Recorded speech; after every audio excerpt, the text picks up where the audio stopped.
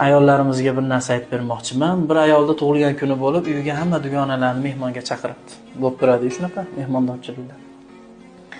Tug'ilgan kuni bo'layotgan ayolda bir kichkina farzandi bor ekan. Hamma mehmon bo'lib o'tirsa, ba'zida kirib ona shirinlik yesam maylimi, falon olmani yegim kelyapti, dasturxondagi falon suvdan ozgina quyib bering derkan. Ona so'zsiz uni talabini bajarar ekan. Biz qolib bolasiga e'tibor qilyapti deb ayrim ayollar malomat ham qilishib. Shu orada yana u farzandi kirib dasturxondagi olmani olayotib, idishni sindirib yuboribdi.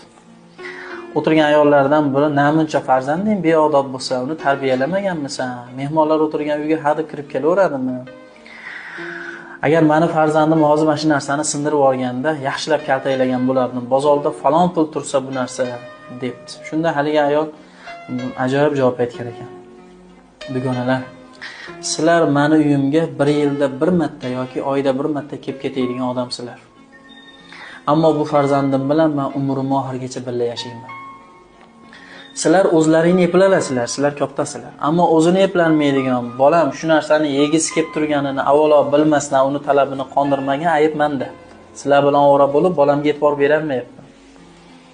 Va bola buni olib narsani olayotganda tushib ketsa sinib ketishini hali yaxshi bilmaydi. U 5 ga 6 ga kirayotgan bola va bu qimmat baholigini ham tushunmaydi.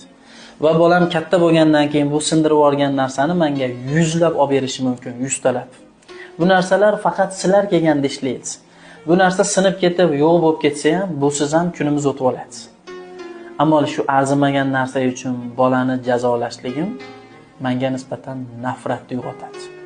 Alamzada bo'lib tarbiyalanadi va katta bo'lgandan keyin xuddi shu alamzadaligini o'zimga qaytarish mumkin. Bu idish